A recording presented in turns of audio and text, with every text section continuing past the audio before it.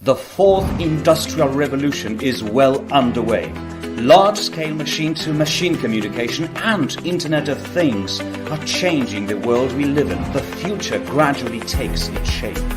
Will the new world need humans at all? And to what extent can we compete with artificial intelligence? What skills do we need? And what jobs are there left or created for us? What should be the new competencies of students and pupils in the times of Industry 4.0? How to tailor education to meet the new reality, and should we be afraid or excited? Join me and a panel of excellent education experts for this online debate. Karol Gurnowicz, Jamie Newes, Justyna Pokojska, and Sue Tots. Questions that matter and points that can make a change. Consulate of the United States, Cities on Internet Association, Alumni Association, D-Lab, Common Sense, and Screeware. Join us and share your point of view. So here we are again. Hello from Warsaw and welcome to this debate within a series of lessons learned by K-12 schools in the times of COVID. It's our third meeting, if you remember. We always present at least 2 points of view from Poland and from the United States. Very inspirational exchange of ideas from different environments. It's always interesting to learn how we address global problems in our own respective countries, very different countries in terms of geography, history, or even size. Previously, we talked about the extent of changes that the pandemic brought, as well as digital well-being and cybersecurity, something critically important in the modern world. Today, we look into the future. The world is undergoing digital transition, which will finally affect all of us. It's actually starting to do so already. The way we live, the way we work, the way we spend our free time, socialize, all of it. And education needs to see sort of a few steps ahead and try to equip students with competences, with the skills they might need in the future, in the near future, that is. What are those skills and how to teach them?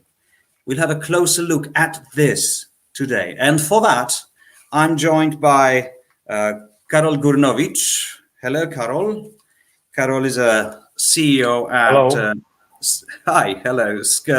Screeware and specializes in hybrid education, especially interested in STEAM methodology. Everybody knows what STEAM methodology is, I'm sure, and brings support to teachers when it comes to digital skills. Now, Jamie Nunez, Bay Area Regional Manager. Hello, Jamie. Speaking to us from San Francisco in California. It's the morning over there at your place. It's rather late afternoon at our place. Common Sense Media. Jamie designs creative opportunities for educators to connect with their students, something very needed, and thousands already trained. Now, Justyna Pokojska, we're back in Warsaw. Digital Economy Lab, Warsaw University. Justyna is a sociologist and a coordinator of the program Jobs and Skills for the Future. And Sue Tots. Hello, Sue. Hello. From where about? Los Angeles, are you? I am in Los Angeles. Great. Sue is a senior program manager at Common Sense Education and providing educational leadership through keynotes, professional development workshops, conference presentations, and consulting. So we're very, very, very happy to meet and to have you on board today. And let me just now, before we start talking about it, invite Artur Krawczyk of the Cities on Internet Association, who actually has initiated this whole series and now is the editor and producer and the sort of creative force behind it. Hello, Artur. Hello, everyone. It's very nice to see you all here. Hello. Hi. So let me put some introduction for today's meeting and all things that we are trying to focus in the cycle of debate. We must say that global disruptive changes create conditions which enhance transformation of traditional branches of economy into the ones of Industry 4.0. Surrounded by developing technologies like AI, big data, cloud computing, virtual reality, and other skills, proactive attitudes are becoming key factors, fueling economy.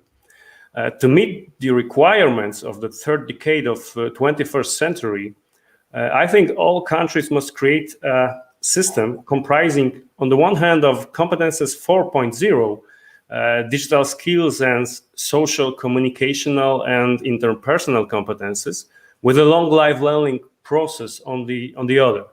It must be started at school, we think, and continued in a natural working environment. Taking all this into consideration, we have prepared today's debate, which is entitled New Competencies of Students. It's third one organized within the project called Lessons Learned by K-12 Schools in Time of COVID-19, which we realized in cooperation with U.S. Consulate General in Krakow. The result of the series of debates will be an expert report containing recommendations for schools in Poland and USA in the event of further waves of COVID-19 epidemic and other factors disorganizing the school year calendar. The report will also provide an opportunity to prepare students for life and work in environment of emerging digital technologies, which, as a result of COVID-19 pandemics, are inducted on the large scale in economy and public sector. So, what can I say? It's a great pleasure and honor for me to me and my organization to have with us today such a fantastic group of experts, and at the same time, my friends from Poland and USA who want to share their experience with us. So, what can I say? Sue, Jamie, Justyna, Karol, and Grzegorz, thank you very much once again for being here today, and the floor is yours. Virtual floor, that is. Thank you very much. Absolutely. Thank you. Thank you. As I understand, ladies and gentlemen, we're starting with a sort of presentation before we dive into the subject deeply. And we're starting with our American friends, Jamie and Sue. I know that you have prepared your presentation, that you're going to share your screen with us. And we're dying to hear what you've got to say.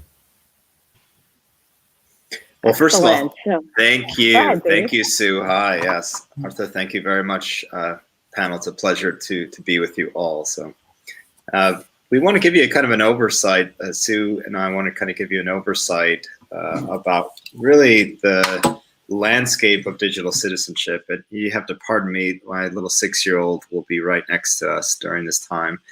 Well, thank you for the kiss, sweetheart. Appreciate you. I wanted to start with really providing you a landscape of what's actually happening, what's actually taking place in the education system here in the United States. So Sue and I kind of prepared some overview slides about what that looks like. What's some takeaways? Really, what can we actually learn from not only this pandemic, but this experience? So Sue, would you mind driving next slide? Yeah. Sure. And I think it's helpful to frame all of this within the context of what we're actually asking our students to do in the digital space. And we've asked them quite a bit. We have introduced quite a number of technologies to them and quite a number of platforms that have helped to support their learning. But what does it actually all mean? And we in the United States kind of define this term, the skills that are needed, as those that are competent in digital citizenship. And we define that by really looking at how our kids, how our students are thinking critically about those opportunities, those challenges that they face in the digital world, and then how do they use those technologies to responsibly learn, to create something, and probably the most effective or most crucial in all this is to participate in the digital world. And that's kind of the framework we want to think about, right? And so next slide, I think Sue's going to go over a little bit about what we've seen thus far, about what's actually been happening in the classroom and some of the trends alluding to digital citizenship. So. Yeah, so when it comes to the actual classrooms that we have here in the U.S., people are already educators are already teaching a lot with some of these skills related to what we call digital citizenship. And so we recently did a study pre-pandemic, but we were asking educators about their top technology concerns. They're using technology in the classrooms. They're seeing their students using their own technology, their personal technology. And what they noticed was, the teachers told us that students lack skills to critically evaluate the kind of information that they're seeing online. So if their students are receiving information from social media, or if they're seeing it, in their environment, they're not able to discern good information from bad information, misinformation from something that's credible. And so a lot of teachers are citing that as a main concern. Another concern that teachers have stated, and this is pre-pandemic, right, is that the technology was distracting students from learning in their learning environments. And so that was cited by the teachers as a top concern. So, as folks who are using technology in the classroom to be able to enhance the learning experience, and as folks who are trying to integrate that technology into the learning experience, how do we make that environment more conducive to learning and not so much as a distraction, but more of a tool for learning? And, teachers also reported that 91% of them indicated that they said that digital citizenship curriculum have been effective in helping their students make safe and smart and ethical decisions when they are doing interacting online. And so all of this comes from, a research study I'm happy to share that's called Inside the 21st Century Classroom. It was a large national survey. And the other topics that they said that they really wanted to teach most related to digital drama and cyberbullying, a lot of the the interaction that students are having with each other, the relationships that they have with each other, digital footprint and identity. What kind of information are students putting out about themselves that could impact their own futures? Privacy was a really big concern for a lot of teachers who are concerned about the information that students are sharing about themselves, when it comes to the data that they're providing, as well as news and media literacy. And of course, I think number 6 on here has certainly increased within in this post-pandemic world at least during the pandemic, where media balance and well-being is a major concern of not just of teachers, but certainly of families and of students as well, right? Making sure that we are having a proper balance between the use of technology and our offline lives. So I'll pass it back to Jamie to talk about what we're doing about it, and what digital citizenship is being taught in the classroom. So thank you, Sue. I think that's really, really helpful as a segue to think how do you actually teach these skills? And what is it that we need to be doing collectively, globally? What are the things that we need to be teaching our kids? So Common Sense has defined digital citizenship, and we've addressed these in 6 themes or 6 topics. The first is really about helping our kids find balance, right? We know that this past year, our kids were oversaturated with technology. What does that actual balance look like for them? And what are the best ways that we can start incorporating some of those skills in the classroom, right? The second really is thinking about our footprint, right? So for many of our adolescents, they are often unaware of what they're putting on social media, reacting to things that are in front of them. So being cognizant of who they are in their space and what footprint that they're leaving in the digital space is very key and important. The third is about what to do when you're confronted with drama, not only cyberbullying, but issues around tensions and stressors that evolve from kids when they're in these spaces. Right, so if Sue were to say to me, Jamie, I don't like your hair today, and I'm going to post your ugly hair color on the internet for all of your former colleagues to see, that's the sort of a tension that arises for me. So how do we get our kids to understand that tension, those stressors, and do something about it? Not only just respond and be courageous, but also acknowledge that it's happening in the first place. Right, and then the last 3 are really concerned with really thinking about the presence that we're leaving when we share our information. The first being around privacy and security. Are we teaching our kids in school about how to protect their data and understanding what happens to their data when they post something, whether or not they sign into something or whether they're oversharing their personal information? And that has a lot to do with how we're thinking critically about the spaces that we're in, both personally, the relationships that we're building online, knowing that the power of our words actually are very meaningful, the relationships that we're building and the communication that is drawn from those relationships. And then finally, about how we're actually thinking critically about the information that we see outside of those spaces. Right? So we're looking at news and media literacy more effectively. I'm going to kind of give you a run through of what this might look like in a classroom, and something to consider for folks that are joining us in this call. This is one of our lessons about debating the privacy line. Next slide. So this is intended for our graduating, our 12th grade students. Well, really, we ask the questions. We have videos where we ask our kids to discuss a particular dilemma, and we really ask and we pose the question on them, right? How to actually schools monitor social media. You know, the lesson is really about should schools be monitoring students' social media accounts. And we know that this is not a black and white issue. Right? We might know that certain students or certain schools say, absolutely, you know, we need to make sure our kids are safe online, and we need to make sure that we protect ourselves if there's any potentially insecure like experiences that we need to monitor with our kids. But we want to pose the same question for students, which is, do we think that we have? Sorry. Yeah. No, go ahead. Sorry, Jamie. I just wanted to interrupt and say that currently there is a Supreme Court case going on in the U.S. Supreme Court asking this very question. And it is about, you know, the debate between free speech and how much say our students have when it comes to their own free speech, and how much say the schools have when it comes to being disrupted in that space. And so we are asking students to debate this exact issue that the Supreme Court is debating right now, and have an open dialogue and prepare for the world in a way where they can have an understanding of what the issues are and speak intelligently and be concerned about the issues of today. So that was my, I just wanted to point that one out. This is why I love working with Sue. You guys, like, this is great. Bread and butter, right? I don't know what you all consume in Poland, but that's a beautiful experience. This is the way it would sort of manifest in the classroom, and what I would imagine on a high level thinking about. So these issues are really complex, right? The Supreme Court here in the United States, as Sue mentioned, is grappling with the same issue. But we want to encourage our kids to actually take a stand, right? This is a disposition that we'll get into in a second. We want to encourage our students to reflect on and really address where they stand within this issue. So I might ask all of you on the call, or folks that are joining us, should schools monitor their students' social media accounts? And I see some of you like kind of looking at me like, why would you say that, Jamie? Like, absolutely. And others are thinking, no way, I want nothing to do with the litigations that might come from that free speech that Sue was talking about. So these are kind of examples where we would then encourage our students to have those conversations, to think deeply about these issues. And that really alludes to kind of what our approach to all of this. And Sue, would you mind kind of closing us off with what that approach might look like? Yeah, so when it comes to these approaches, we're not just asking students for their opinion. We're asking them to think about how it is that they address these issues in their lives.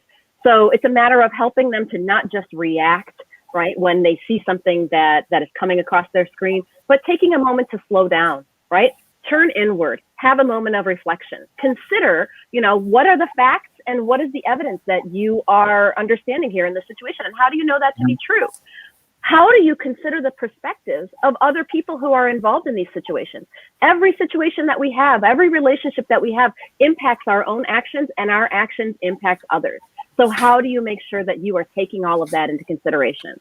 And then when it comes to envisioning these options, like, what options do you have? What are the possibilities? This is not there's not just one answer to everything.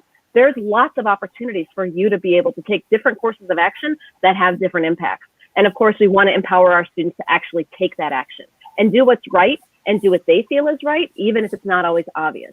So when it comes to thinking about, you know, the 21st century and the skills that our students need for the kind of technology that they're facing in this world, you know, the work that we do is really about, you know, making sure that they are well versed in how to take these approaches and slow down and really make the most of their own values, as well as, you know, of the ideas that they then can incorporate, and how it is that impacts the world that is around them.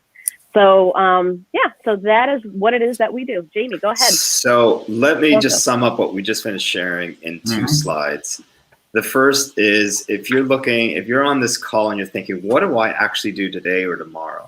The first sort of suggestion that we might recommend is think about how you are incorporating these skills, albeit somewhat soft skills, but these digital skills, these what we refer to again as digital citizenship, think about how it's incorporated and embedded in your classrooms, but do so early on, right? Do so early and do so often. Ensure that that cadence is actually flowing.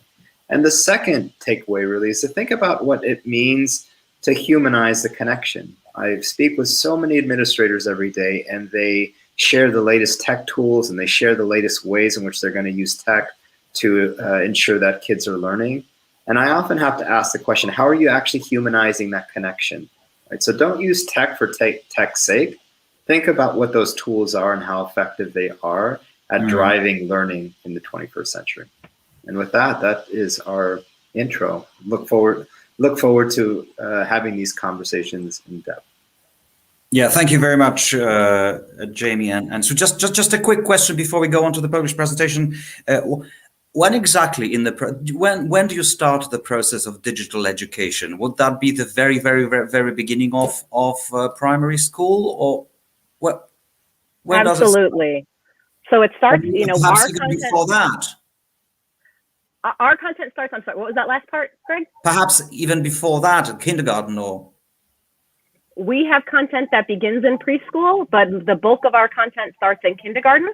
But absolutely, it starts at the beginning with even, showing students how to take a pause from their technology and set it down and acknowledge the people around them, right? All right, and so we're talking about the first grades of primary school, very, very, very early on in that education. Okay, yes, and to make that human connection. Sure, of course. We'll go into details in a moment. Now, Justina and Karol, if you may. You just need to unmute yourself. Yeah, of course. Okay, just give me a second to share the presentation. I'm not sure whether the presentation fits our discussion right now, because Jamie and Sue asked so many questions that I'm overwhelmed with these question marks. I've prepared, just give Sure, I was trying to memorize the presentation, but I couldn't. I just took a few notes. So. Okay, do you see the slides right now? Yes. Okay, unfortunately, I don't see you, so please forgive me if I don't react to your reactions or to your questions, because I don't see anybody, only my screen, and it's maybe my digital incompetence right now. Just give me maybe a few minutes, 5 minutes, to give you a brief overview on where we are on our Polish way to digital Eldorado. Of course, I wrote about Eldorado because I do believe that one day we will live in this digital Eldorado where everyone can cope with new technologies, and it's aware of the risks and also the good side of the usage of new technologies. I'm a sociologist only, so please forgive me. I will concentrate my presentation on the data because I'm totally data driven. But to start with, there are 3 reasons why I'm interested in this topic.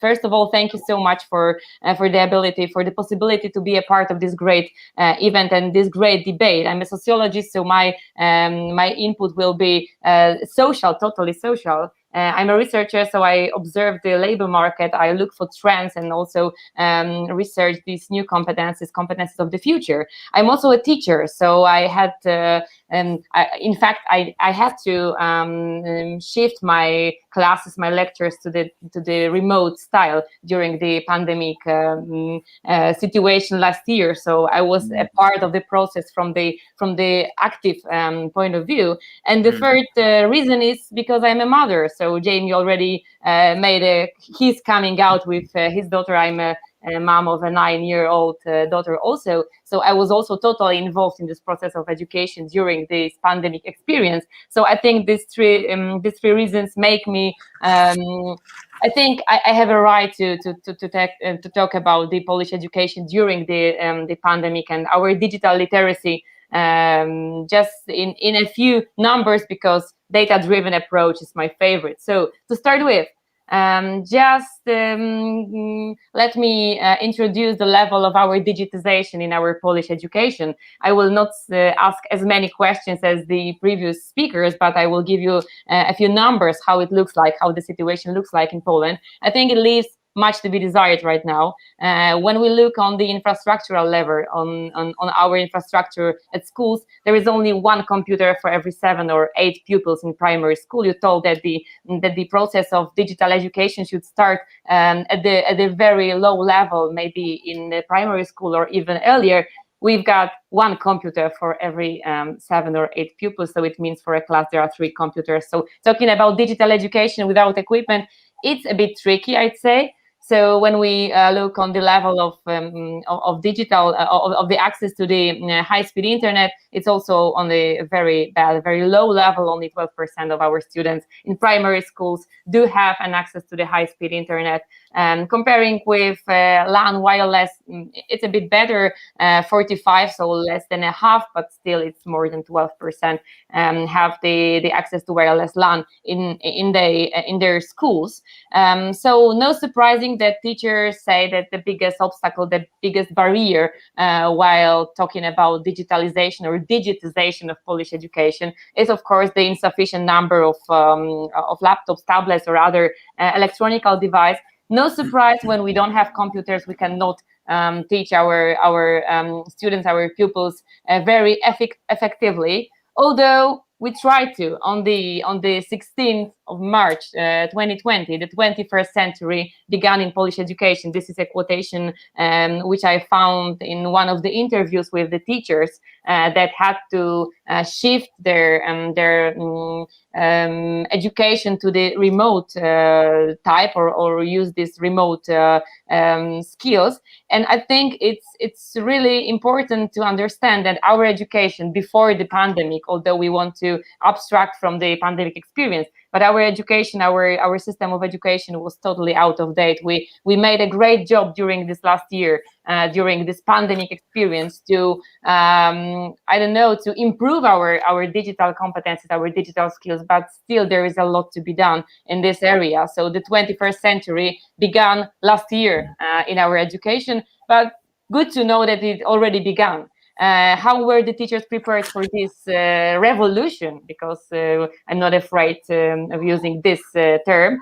85% of teachers didn't feel well prepared. They had not been previously prepared to use digital tools, and we could observe it at our homes while helping our kids with this remote education, that the teachers weren't well prepared. They didn't feel comfortable while learning or teaching online. And it was the first term last year, or the summer term last year, was a real adventure for teachers and students and pupils, and of course parents, because we cannot forget about parents as another actor in this process.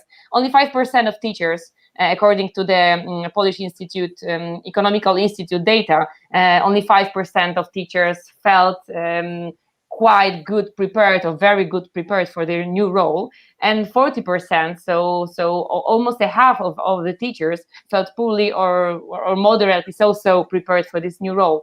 And I'm also a teacher, and for me the need to change the way of teaching after 10 years of being here in the university, it was a revolution. I was quite good prepared because I work with digital technologies every day, but the idea of transmitting our lessons or lectures, carrying seminars on the digital tools, it was I think a big challenge, not only for younger teachers, but also, or maybe especially for those other ones who worked for 20 years already in this out of date type of education. So it was a great adventure, a great challenge for all of us, and unfortunately not everyone was prepared to this new role which started in March last year.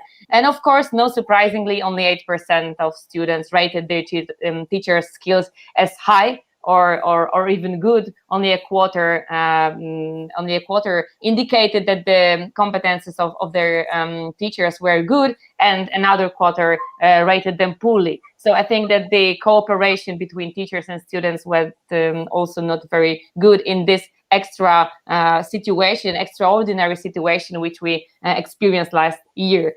I would say that the real digital transformation, which we are talking about right now, It really took place at our homes. And I'm a mother of this 9-year-old kid, so I can observe it very carefully from our home.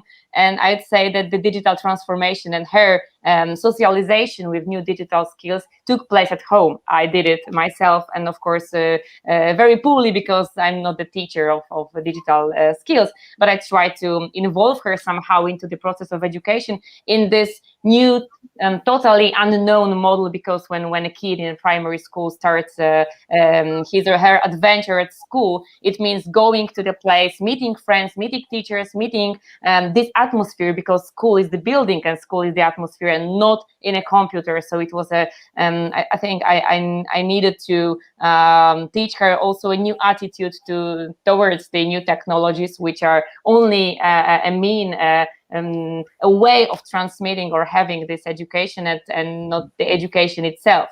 Luckily, almost 100% of our households in Poland, thanks God, have a computer. I mean, these households where the children are. Of course, one computer for a multi family with 5 or 3 children even, it's not enough. So the experience of digital, of remote education was a harsh one for many families in Poland. But one computer at least, it's better, much better than at schools. Unfortunately or fortunately for parents, they were totally involved in this process. And according to this data I'm telling you about, nearly 40% of parents spend more than 4 hours a day helping their children with this education. And this was the number of hours for each child. So when parents have more than one, you can multiply these 4 hours per members of family. And it is an immense, I think, involvement of parents in this digital education. And while talking about this transformation or new competencies, we cannot forget also the third part of this process: teachers, of course, pupils, and of course also parents, who need to make their kids aware of the risks and chances that are inside the new technologies and this new revolutionary way of teaching and learning. 47% of students, they declared that they use the smartphones and other digital technologies during their remote lessons much more often than before. Not surprisingly, 73% of teenagers in Poland have their own mobile phones. So I think that this is the number that really shocks, that 3/4 of our teenagers, they are totally literally, so their competences, their digital competences are very good, because they do it at home, they do it themselves, they use their mobile phones. These are also smartphones in one part of this answer. So I think, and I ask myself very often, why don't we use it, the natural literacy, digital literacy of our pupils, to involve some new methods or skills into our process of education, which needs an upgrade. And we are I think we all agree that our process of education and means and ways of teaching need an upgrade. So why don't we involve the teenagers themselves into this process of upgrading this process of education? This is my question. And at the very end, I will I dare to indicate 5 deadly sins which I see in our education, our system of education during this pandemic experience, but not only. When I observe the way of teaching digital competences in our schools, I think that first of all, we teach specific programs instead of universal skills. Sue and Jamie, you told about these universal skills, about this critical thinking, about analyzing, about choosing the good information or finding fake news among the others. And I think that this is one of our main sins, that we teach specific programs. We teach how to use Excel or PowerPoint instead of giving kids or children universal skills to cope with new technologies and new programs that will come after our Excel or PowerPoint.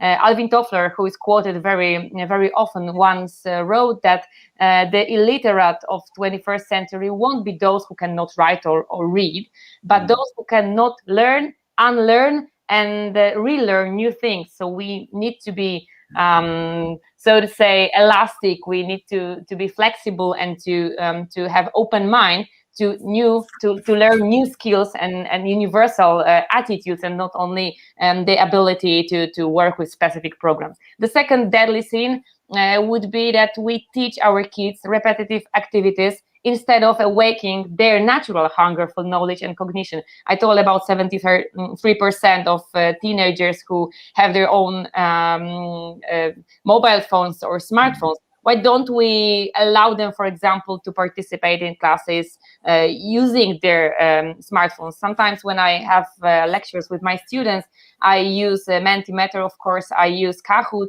and other interactive games to make their involvement into our process of education, to give some fun also to this process. And why don't we use their natural ability or natural hunger for knowledge more often than only on my seminars, sometimes on a university?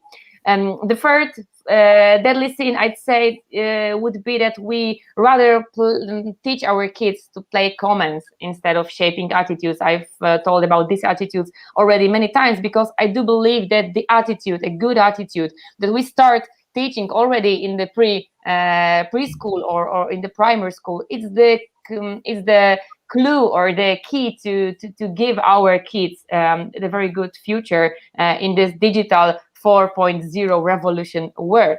The fourth deadly sin will be that we try to give them a short-term customization instead of building a long-term advantage. So we accommodate, so to say, to our reality that we live right now, for example, remote classes, but we don't teach them a long-term advantage. We don't show what could be their advantage on the labor market. We observe the labor market from the perspective of the university or the adult participant. But I think that our sin is that we look only short-term. We don't see the future of our kids. Once I've heard on a conference a very clever sentence that thinking about the future is really acting towards or with our 9 or 10-year-old girls right now, because how we treat them, how we teach them, how we cooperate with them will make their future within 20 years. And thinking about future is acting right now with our kids. So Jamie and me, we've already showed you or told about our kids. So how we cooperate with our kids, it will shape the future, and it will shape also the advantage of our future as far as the competencies are concerned. And our last sin, I'd say that we don't use the natural potential of young minds. We rather recreate the hierarchical structure. We avoid agile structure, this flat structure when we can cooperate like partners. We like this hierarchical structure. For example, in the university or in schools, there is a teacher, there is a pupil doesn't know anything, and the teacher is the clever one. And when we forget about it, when we try to involve into a partner relationship, when we treat our pupils also as a partners who know a lot and who can also teach us, it will be, I think, a step to a good in a good direction, and we try to implement it on the university because we have the possibility to do so. But we call it in sociology the re-socialization, but not in this context of prison, but the reverse socialization, when the youngest teach the oldest, for example, how to use the internet. So I think that there is a lot of things to be done, and we can make our way to this digital Eldorado a bit easier. But I think that we have to work together, and we have to rethink our system of education. And I do believe that this debate and our opportunity to meet and discuss on our experience will be a good step in this very good direction. So I think for the very beginning, it will be all from me right now, and I will stop with sharing this. All right, thank you very much. I'm not sure whether Karol's got something. You've got a presentation or a sort of introduction, or not? No, I have just boring words and experience to share with you. So I would rather not take your time at this moment, at least. At this moment, okay. Now, look, Justina, what you've just presented is at some point was actually terrifying with the numbers regarding the equipment and the teachers and to what extent they believe in the effectiveness. It's just like, wow, there's a long way to this digital paradise or El Dorado, whatever you call it. But we survived. We've survived, okay? So this is the first point. We There's had only no 5 or other 6 solution. deadly sins there. Yeah, we'll survive. Ladies and gentlemen, I just wanted to say, if you want to ask a question at any point during this discussion, just ask them underneath this broadcast, and we'll try to address them. That's thing number one. Another thing is that all the presentations and the whatever was presented during this introduction will be available on the website of Internet Association, Cities on Internet Association. So you will not miss on that. Justina, you actually said a nice sentence that I like, that last year, in 2020, 21st century started in education. I'm not sure whether you could, Sue and Jamie, share this point of view, whether we're obviously not at the same stage, at least from what you are saying, but do you think that this dramatic change that came to education during the pandemic, and that was dramatic, that was really disruptive for everybody, for teachers, for parents, for students, do you think that it really is going to trigger this substantial, serious change for the future? In other words, do you think that the 21st century started last year? I would 100% agree with that statement. I'm not going to pretend that we had any kind of advantage before, before in education when it came to, the work that we do at myself and Jamie. Not only do we teach a lot of this digital citizenship content and try to advocate for teachers to use this in a social context, but we also do a lot of the tech integration that Justina was talking about when it comes to using tools to engage in the classroom, to really partner with our students, to engage them in the learning and spark their curiosity, right? So we have been advocating for the use of technology in the classroom, and it wasn't until this pandemic hit that, that teachers, on the whole, were forced into the embrace of this technology. And some of them, were, not just forced in and like forced into the water and swam, right? And really took to it and saw that these are great tools that they can use in the classroom, even when they return. But, some of them said, no way, this is not appropriate for me to use. I am too old to learn this. Can you judge what would be the percentage? How many teachers? Would that be 50, 50, 70, 30? How many teachers actually dived well into it? I would say, the thing is, our view is skewed because those teachers who come to us, are the ones who are interested in the use of this technology.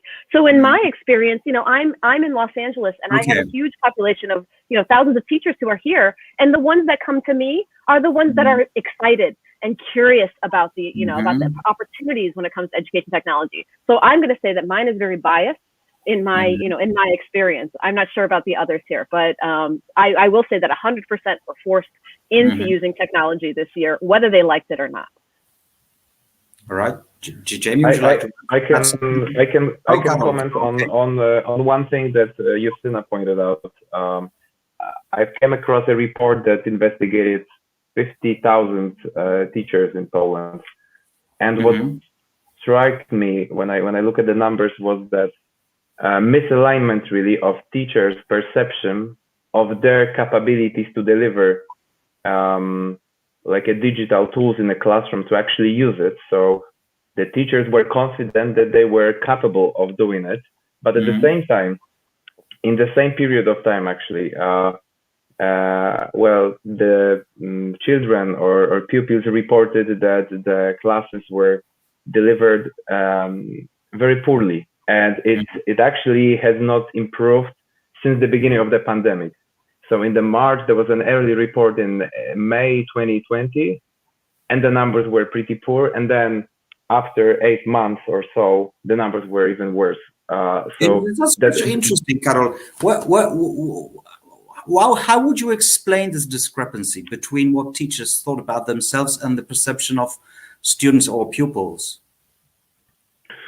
Well, there's also the survey bias. When we conduct our own research in my small firm, we don't really go for surveys, we go for tests and experiments. So we try to observe what's actually happening, looking at the data and deriving conclusions out of it to really avoid this self-descriptive reporting. But I have to say that that tells quite a lot about how teachers.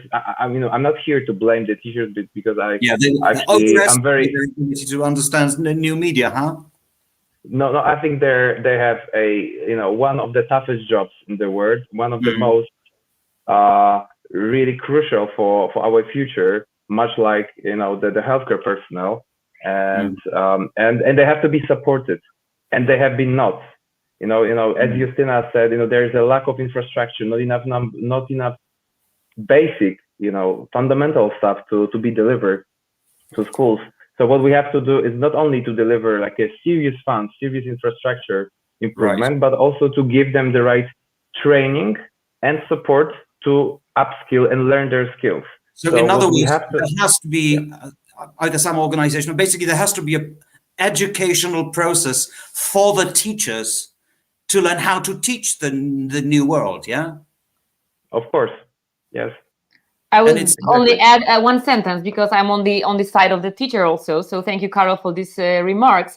And I think that the main barrier, the most difficult barrier, is that the digital education, it's not only transferring the analog lessons into the digital process or into the online classes, because the way of carrying lectures or seminars in the digital environment is so much different from the normal, the typical way of teaching that maybe teachers are not mature enough in the way of. Justina, is there any way or is there anywhere that the teachers can actually learn it? Where does the support come from? And then I'll ask the same question to Sue and Jamie. But do you feel any kind of support whatsoever regarding this particular sphere?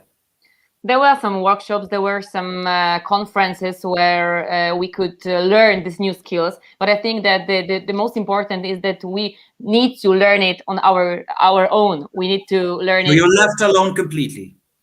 I'd say yes, more or less, yes. No systematic support for the teachers. Well, that's devastating, because if teachers don't have any support, then, oh my God, it just doesn't somehow square. Jamie or Sue, how does that particular situation look in the United States? Do teachers have support? I know that your point of view can be skewed as well, because you actually get in touch with all those teachers that are enthusiastic, but I'm sure you do have some wider perspective on outside of your bubble, basically. Well, I want to take a step back for a second and really address the greater societal kind of dilemma I think our students and educators are grappling with. And that is, we are living in an age of distraction, right? And so to think that we can, have a tool or have a pedagogical approach and to provide training for teachers that combat that, I think, we have to kind of address that. And so that would be one, which is how do you not entertain students in the classroom, but how do you provide a set of skills? Justina mentioned what those skills could look like in a way that engages students. The big litmus test for us in the States was the number of educators that reported grappling with students having their camera off, right? And so they used that as a measure to address how effective they were at engaging their students, right? If I can't see you, then I don't know if you're actually learning anything, right? And we have to rethink that. We have to kind of recalibrate what learning looks like. Can I actually ask you all to turn your camera off and write something, and then don't turn your camera off, or don't return your camera on, but actually unmute yourself and speak something, right? These are sort of oral transformations or connections that you can have with content. So I do think we have when we think about training and competency for educators, we have to really think about how to diversify and the different modalities used in education, and then how that transfers into digital space, right? So it might look like here are trainings that you could provide at a system-wide level to address how students learn with normal technologies, normal social media platforms. What does that look like, and how can you incorporate that into your lessons? Just as it's just provided with tools like Mentimeter or Kahoot. So. And I won't ask you all to turn your camera off, but that would be a great exercise. Well, yeah. I will say that I do not know of a single teacher who was not invited to learn about new technology this year. Every single teacher I know has been invited to professional development on tools that were purchased. I know there was a large purchase of education technology platforms this year by different districts who were trying to compensate and help their teachers by, you know, providing tools and software that teachers could use for teaching in the classroom in a distance.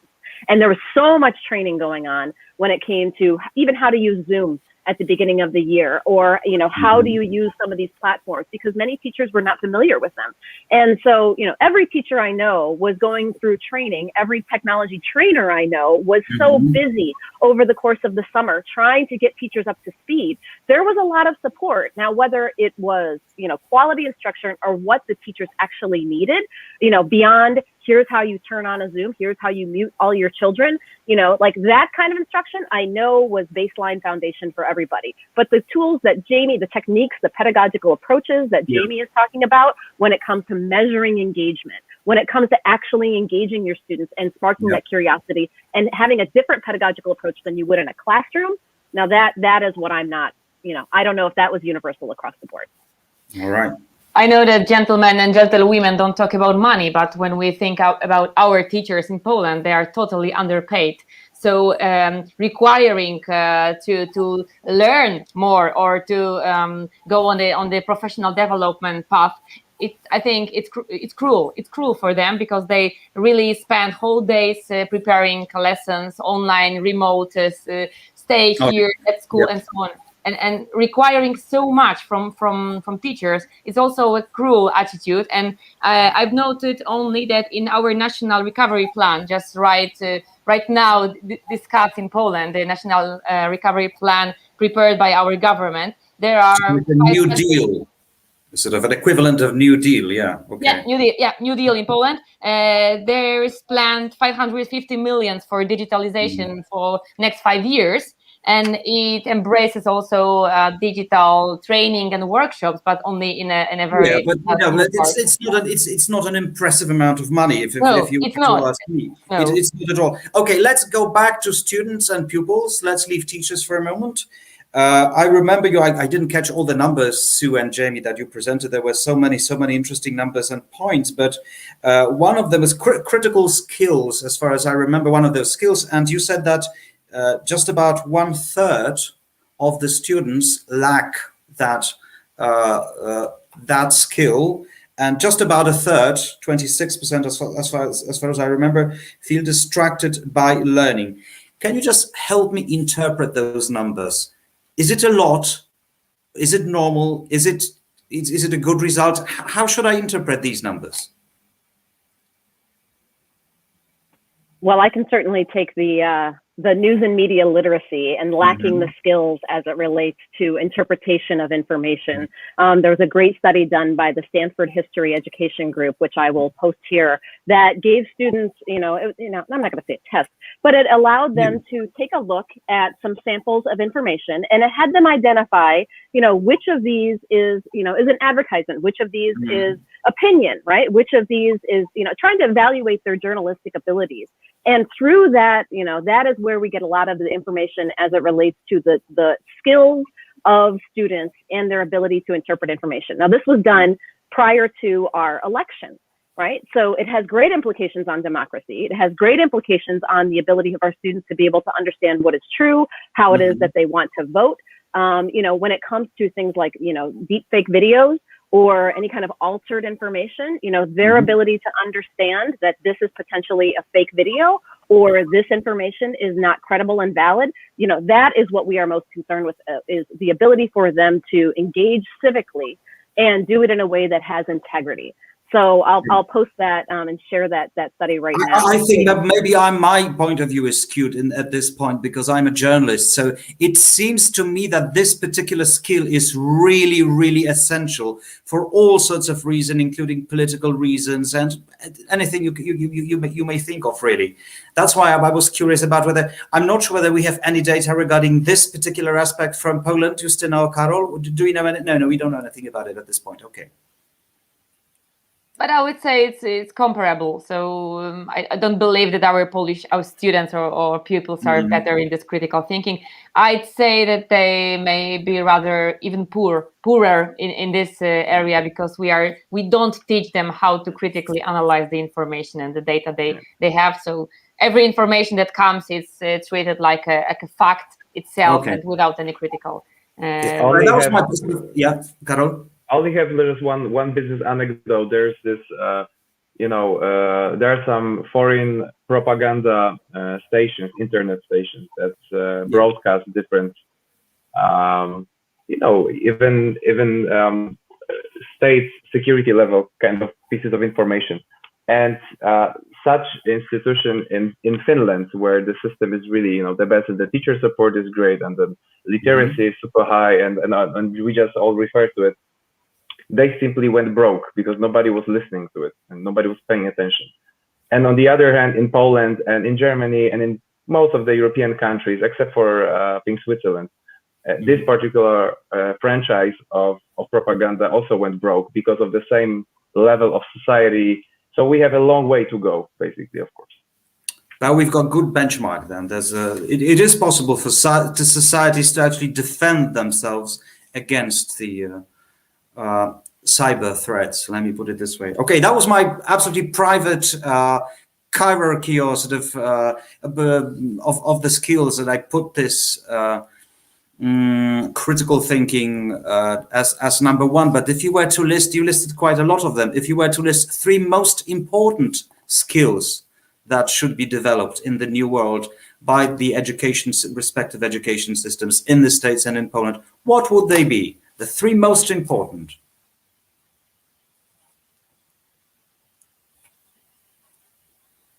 I'm going to go ahead and venture, and I'm going to say, collaboration is a huge skill that I feel like we definitely need. I mean, we call them the 4 C's, but I will name my top 3 C's, which are, collaboration, creativity, and critical thinking, right? So when it comes to those skills, those are the ones that students are going to need in order to be able to, make their way in the world, whether it be socially, whether it be, in industry, when it comes to jobs, how are you interpreting information? How are you doing that critically? How are you collaborating with others? And when it comes to creativity, I think that is creativity. Haven't we taught creativity before? I mean, it's not a new phenomenon, creativity. I mean, we try to do it over decades, if not centuries. How were you taught creativity? What does that mean to you, Greg? Well, creative writing, painting, singing. I was involved in so many different extracurricular activities. That was long before the digital age. And I was teaching creativity. How would it differ from, how would it be different in the digital world to teach creativity? Was it taught in the creative way? Was it taught in the creative way? No, it was old school creative teaching, Well, first you need to give ownership to the students and treat them as partners in this journey. So there's no hierarchy in education. There's only inspiration. And I mean, if you start from that, then everything falls apart because this is how it was taught before. Put it top down rather than other way around. So there's no creativity.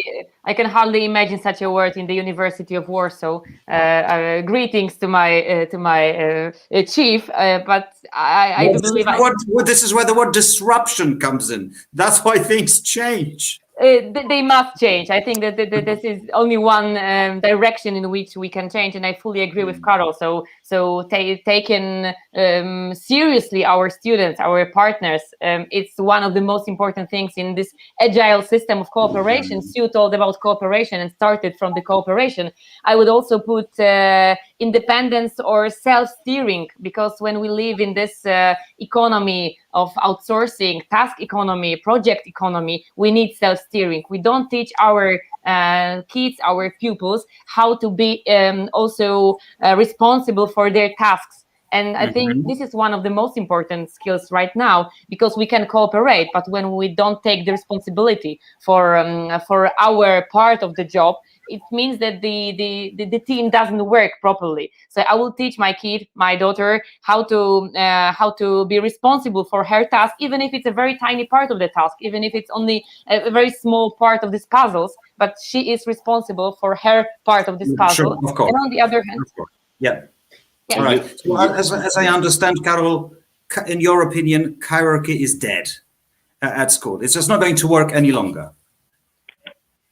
Well, I wish it could be that way, but I mean, then reality is quite different. But coming on what Sue said, I mean, the fourth C is communication, but in my case, the number 5 C is confidence, and I would like to, and this is my job as a small entrepreneur, to give powerful, inspiring tools on the methodological side to children to really boost their confidence and to ignite their passion. We want them to be asking questions after classes, to be learning after how education should be consumed and basically transferred. But on the second hand, we also need to give this methodological support to teachers to be effective in transmitting this knowledge, this passion to their children. So I would say, building confidence and the right communication and this engagement in the classroom, how to inspire that. And I think, your common sense education framework, the global citizenship, refers to many of it. And the last, I would say, C in that, but this is, went too far, is context. At least what I believe is we need to understand the context of our actions. So, for instance, learn about responsible citizenship in the context of environmental sustainability or well-being, mental well-being. That's a huge issue right now. Post-COVID. Yes. I'm sorry, Jamie, did you want to say something? Or right. I was just going to say that I think this could all be framed in what we refer to in the United States as social and emotional learning, right? Thinking about what resiliency means in the state of education, thinking about what self-awareness means in your space. So, I just want to echo that. I think there is a charge for us to think about that directly as it relates to our students' mental well-being.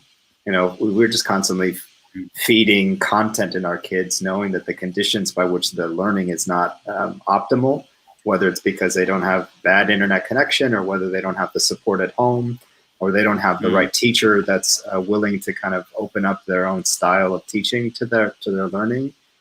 We're going to bump up against some tension there, right?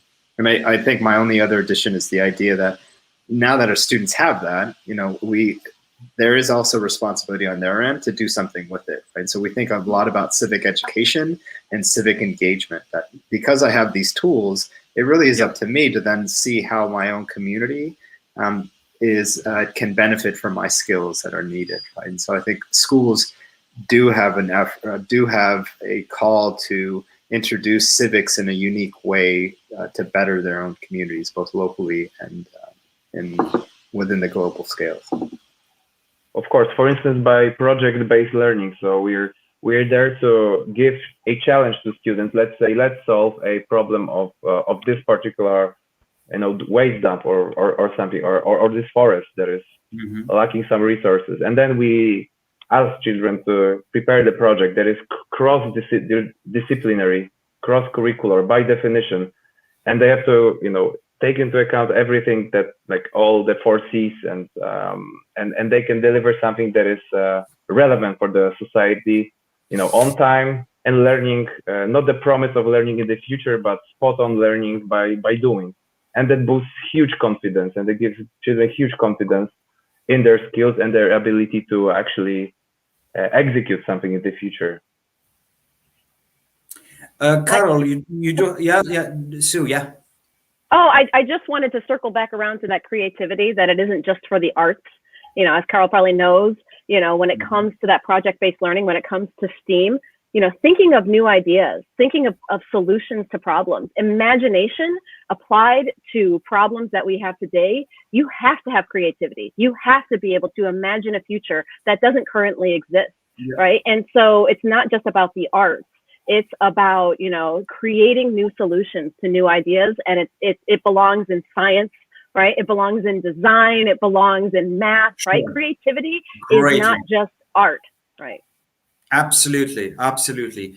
I'm not old enough to remember the landing on the moon, but I know how much it triggered imagination that was then force for so many things. And now we sort of lack this kind of inspiration. But perhaps the travel to the Mars is going to be an equivalent of what we had of the moon travel back then. Lots of things that you have just said boil down to what Arthur mentioned in the introduction when we were starting, that we need to teach, let me just quote it, attitudes, to teach not only skills and sort of hard knowledge, but also attitudes to the students and to the pupils. That's one of the key factors. Do you agree? I fully agree. I've already also indicated it in a presentation that the attitude is the most important one, because today we have excellent PowerPoint. Tomorrow we will have another programs or another skills that will be needed. But the attitude, the open mind, the ability to think out of the box. There isn't a subject at school. There isn't a curriculum that said attitudes. Unfortunately, how do we teach attitudes? We don't teach. Unfortunately, we don't teach. We teach it in the cross subject paths. How do we call it in English? I don't know. But in reality, it means that we don't teach it at all, because every teacher says, okay, she will do it, he will do it, and nobody does.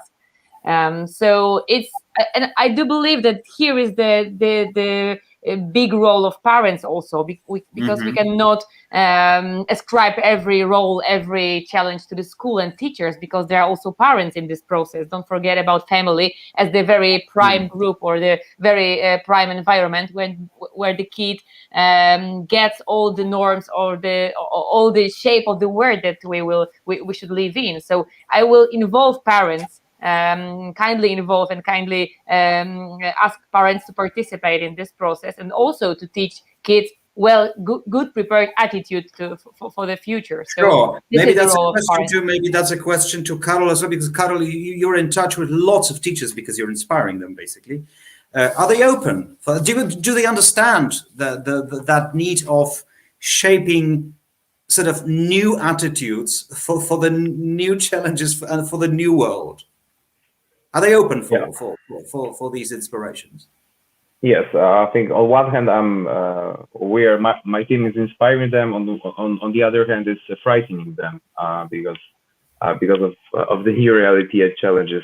But that's the fun part. Yeah, that's the fun part, exactly, because our job is actually to work closely with the teachers, and you ask a question before, who should help the teachers get trained. And my answer is edtech companies, edtech businesses. The private market has solved many problems in the past, and why shouldn't solve it this time? It's a highly regulated space everywhere in the world, really. In some countries, it's less regulated, like again Finland, and it's also brings some good consequences. However, my company's job is to stay close with the teachers, to design new content with them, to make sure that it is understandable, that it's actionable, to be used in against curriculum, and also to give a little bit taste of a new learning and the new skills and the new attitudes. But I have to say, you're probably keeping a close look at what's happening in different countries, yes, so that you get some insight. Of course, no. Our job is to create something that is fully scalable, and we are ready for that. The pandemic was a hell of a difficult time for us, on the other hand, but we've learned our lesson. And I have to say, the teachers are the people who are not working, at least Polish teachers, because those that I've been in touch with are not here working for money or prestige. They don't get enough credit, they don't get enough respect, unfortunately. And this is also for the parents to recognize that misfortune. And but they are very passionate, and that we have so many people that are there for the right cause, and they want to change something despite the system, that it's really a great motivation for me, because I know that out there, even there's 1% of people, it's still a huge audience to work for and to work with, really. What year is it now? 2021, isn't it? Yeah, 2020, 2021. Now, what will the education in Poland and in the United States be like in, say, 5 years? 2026. How do you imagine it will be different? Or do we have a clue where we're going within the next half a decade or even a decade? Nobody knows. Well, this is the sign of signum temporis. We simply don't know the uncertain future. If you would have asked me this 2 years ago, what I thought the education technology landscape was going to be, I had seen it plodding along very slowly. And who would have known that a pandemic would force everybody into this new realm, right? So when you ask the question, what's it going to be like in 5 years? I just, I have ideas for where I hope it will be. And I think, I have seen many great examples here, with the folks that I work with the schools that I work with. And as you said, it is very much about attitude. It is very much about pedagogy and the way that we're teaching. It's not about, I can't predict when it comes to the tools that are going to be used or what a classroom might look like. But, as we have said here, we've talked a lot about, being in partnership with students, engaging students in creative ways. Right. And so these are the things that I hope for. I know that my own kids, are at a school where it does not look like the traditional school. Right. It is very much based on autonomous learning. It is not, there are no grades. Right. They are all in a very large room together with some direct instruction, but a lot of autonomous learning is going on in that space. And they come together, it's a performing arts school, and they come together and create something twice a year as a whole school from kindergarten through 12th grade. They're mixed grade classrooms. Right? My daughter is in classrooms with kids who are older and younger. And so it is a totally different model. It is something that is, being tried, here in Los Angeles, and I hope to see more creative solutions when it comes to addressing the needs of our kids, because, the structures that we have in place right now are not, currently addressing the needs of many kids. So when it comes to, thinking about offering different modalities, offering, more opportunities for kids to have voice in their space, for them to be creative and to collaborate, right? These are the kind of things that I hope for in the next 5 years, because I hope they will see that this works. Right, doing projects together and working together and demonstrating. That's what I hope for. Okay, all right. I'm a bit more pessimistic. On the other hand, I've noticed that. Sorry to say that, but when I observe our system of education in Poland, and I listen to teachers saying that they are waiting till September because they do believe that everything will come back to the normal education after this crazy year or 2 years of pandemic. I don't believe that all the improvement that we've done during this pandemic will stay with us forever. And I'm a bit afraid that we've done a big step forward, but we will do two backwards after this pandemics. And I will love to believe that all the trends that we observe in our lives, everyday lives, personalization or digitalization in the fully model will be implemented into the system of education, but I'm afraid it won't. And it's all right. Okay, you said just one question. You being a pessimist in general, where do you? No, I'm not. Grain of optimism somewhere, and if you do, where is it? Where do you see it? I believe in people. I believe in teachers. I believe in our passion. I believe in our mission, because not in money, because not in benefits. What Carol already told about. I believe that the teachers are the right people on the right places, and they will do their best to improve our education. But I'm afraid that the situation in our system of education won't enable them to do everything what they would like. The whole system needs to be somehow we need support. We need support. Which brings me to the perhaps one of the last points. But as you realize, our conversation, it's not just for its own sake that anything we say here will be sort of taken out and put into a report that will land on either the ministry's desks. Somebody will have a look at it and read and perhaps will take some inspiration from whatever we're saying today. What do you think should be the most important recommendations that should be included in this report post our conversation, post our debate? I have three, which we've alluded to, but I would recommend. The first is we've gathered a lot of data, right, on our kids thus far, engagement, to the extent to which they're learning, whether or not platforms work. I would say to really look and analyze how that data is actually driving our learning processes, right? Both with the inadequacies or adequate behaviors of educators during this time, as well as educators or students that are engaged during this time. That's like number one. Like, look at the metrics needed to build a different narrative when it comes to education. The second is thinking about what gamification looks like. How do you then engage our students in a way that gets them to learn, in a way that aligns to what the trends are already happening with these major platforms? Right? There's a reason why TikTok is successful, is because it gets our kids to constantly interact. I don't know how effective, but it gets our kids to interact with themselves and others, right? So that would be those two. And then the third, I think, is really thinking about, like, e-learning is here to stay, right? That digital learning is here to stay. So how do we actually use it to empower those students that don't have enough adequate sort of tech connections or spaces to learn in other spaces that they would otherwise be learning in? So I'm thinking of that student that is reluctant to go to school in the physical classroom. I'm thinking of that student that doesn't have the access to technology or to appropriate learning.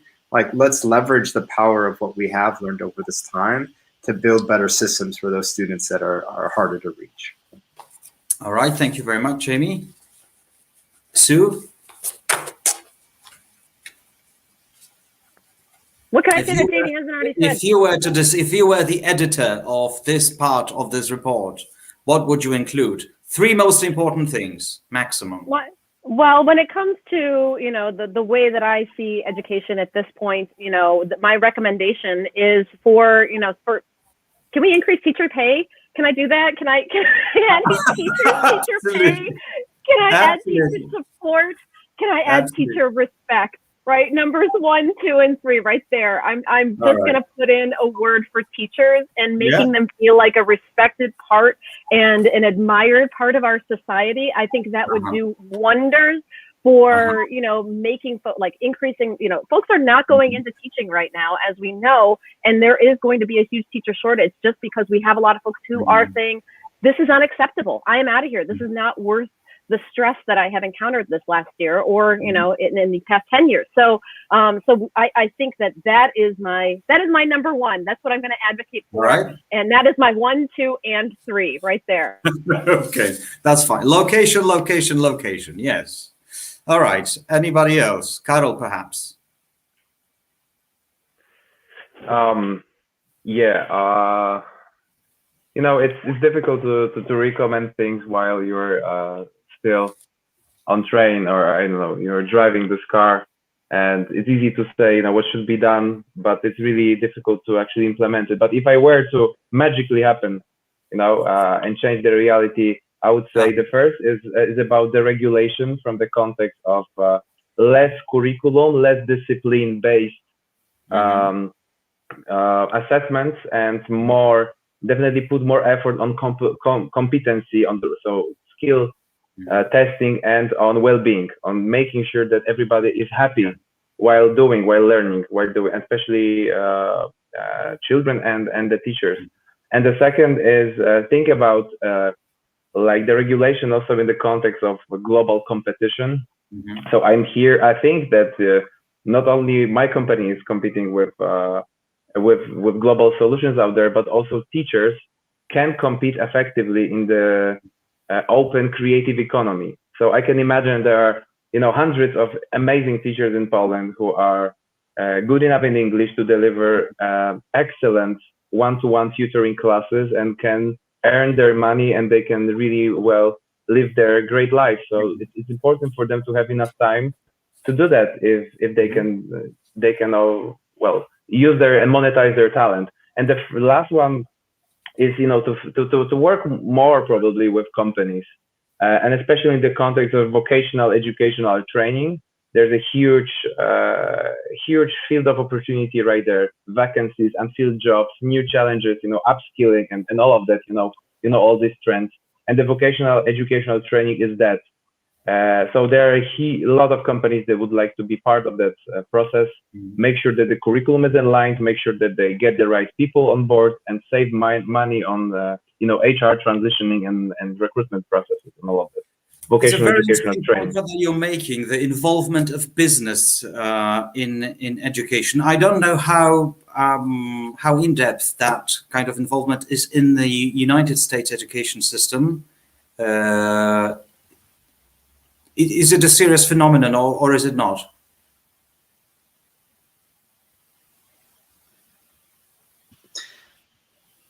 Great question. I think it's a good question. I think what I would imagine is that we need to do a much better job of transitioning our students from the education sector to the working sector, and businesses need to do a much better job of incorporating those skills that are being taught in school in the workplace. So that's sort of a general response, but I would say there's a lot of work to be done.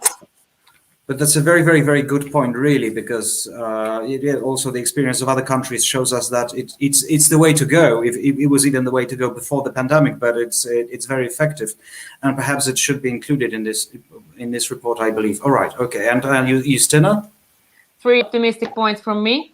Like in Eurovision, 3 points go to not Malta maybe this time, but I would encourage our teachers, those important ones who can decide, to think about our education as a holistic process without this competition. Which subject is the most important one? Of course, it is sociology, which is the most important in our education. But when we do not compete between teachers and subjects, when we treat the education as a holistic process in one direction and we cooperate as teachers, I cannot imagine such a word, but I do believe it is possible, and it will be my Eldorado, my educational Eldorado will be where the teachers in one school cooperate and not compete among themselves. And secondly was about these partner relations we've already talked about, and I think that this flat organization of work, but I cannot imagine it right now in our schools, but I do believe it's our future, is this flat organization, agile system of organizing our work. And the third one, also I think optimistic one, will be that we should use our roles as a mentors, not only the leaders, and we should help our pupils and the kids to choose the good way and model their direction of their future on the labor market and in this educational market. But I do believe in mentors and not leaders who only rule, because the authority it's not in a structure, it's not in hierarchy, but it's in being a partner and helping the youngest to choose the best path on their educational way. So I do believe in mentors and teachers who really feel the mission and really help and see the potential of their cooperation on the flat level with pupils. Very optimistic, don't you say? Good. Well, I don't know how about you, but for me, it's just the future. The next couple of years, maybe even more than that, just so fascinating because it's such an unknown sphere of life that we're just entering. And we are all educated in the pre-digital era. And now we have to tackle the new generations that are completely brought up in a completely different manner. Now I see that Artur is back with us. Artur, let me just, would you like to sort of wrap it up, sort of give us the final blessing? Shortly. Shortly, well, it was very refreshing to hear how much energy you have to change the education system, guys. It's your attitude is very impressive. I'm convinced that this attitude that accompanies you will lead us in the right direction, I think. Also, I personally think that the pandemic as a factor should put us forward towards 4.0 competence era. I think we all learn a lot, and shouldn't let not waste this lesson. Let me say, let us support teachers, as you mentioned, and work together to educate young people, a young generation in a proper way. That is all. It's not easy, I know, but that's the right direction for all of us, not only in Poland but in the States and in the other countries, as we know. Yeah, as Churchill said once, we have to make use of this crisis for some reason. Yes, right. I'm not the churcher, but thank you very much for this inspiring conversation. Absolutely, thanks for being with us. Fantastic job, guys. I'm looking forward to reading this report after when it's actually there. I know it's still quite a long way to go because there are a few more meetings, but yes. We will send, of course, the proposition from our side to all our debatants, and we will check with you, of course. So please. We are a bit afraid of what we've talked today about. You shouldn't. It will be optimistic. Somebody will read it. Right. Okay. Yeah, I will not pass it on to the Minister of Education that you don't really care about the money, but you just have the passion. Yeah, he shouldn't know that. That I'm sure. All right. Title it the 7 Deadly Sins of Education. Yeah, Justine, I think that slide is great. 7 yes. Deadly Sins. Yes, absolutely. I think it's my last day here. Sorry for that. Don't worry, we'll take care of you. Don't worry about that. You can come and join us. I think your attitude is perfect. For me, I'm happy. Jamie Nunes, Justyna Pokojska-Sutoc, and Artur Krawczyk with the parting thought. Thank you very much, and all the best, and good luck. Thank you, Grzegorz. Great job today. Not only today. Take care, guys. Take care. Bye. See you in the better world. Thank you. Bye. Bye, y'all.